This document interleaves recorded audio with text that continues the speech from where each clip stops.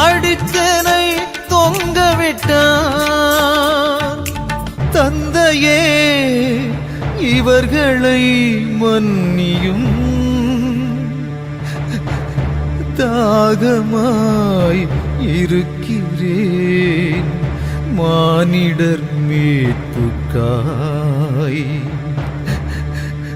மானிடர் மீட்புக்காய். தந்தையே உம் கையில் என் ஆவியை ஒப்படை